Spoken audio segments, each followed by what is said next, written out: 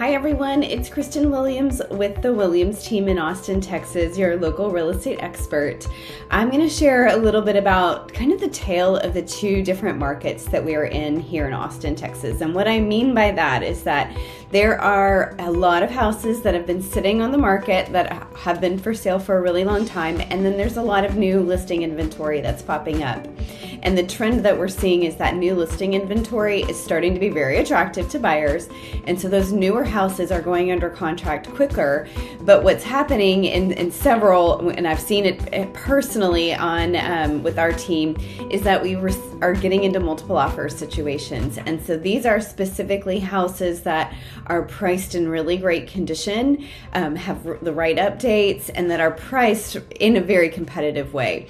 And so we were in a multiple offer situation, and that seller actually came back to us and asked us to raise our offer by about $20,000. My clients had the choice in the ballpark. It was the ball was in their court. They had the choice to do that or not, and they chose not to do a full amount, and we actually didn't end up getting the house.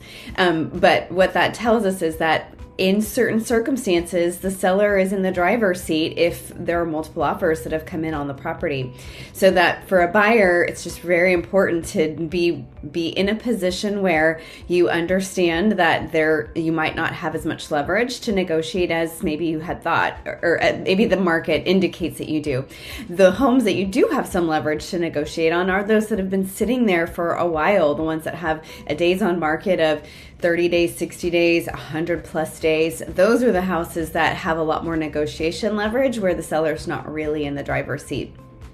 But we were also in another multiple offer situation on a house that we had seen, a different client, a house that we had seen a few times. It had been on the market for about 45 days, and then an offer ended up coming in, and our offer came in. Our client was able to win in that multiple offer situation and didn't have to be competitive and raise their price higher than the listing price. We were able to get it still under listing price, but closer to listing price than maybe we had hoped for.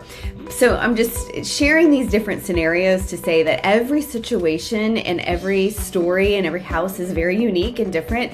So it's really important that we really think through strategically, if I'm representing you as a seller, how do we price your home to attract that group of buyers who are ready to see all that new listing inventory and potentially maybe get multiple offers. It is possible, it is happening, even though the market hasn't picked up to the level that everyone wants it to necessarily. It is picking up somewhat. And so that strategy of how to price your home properly and position it properly.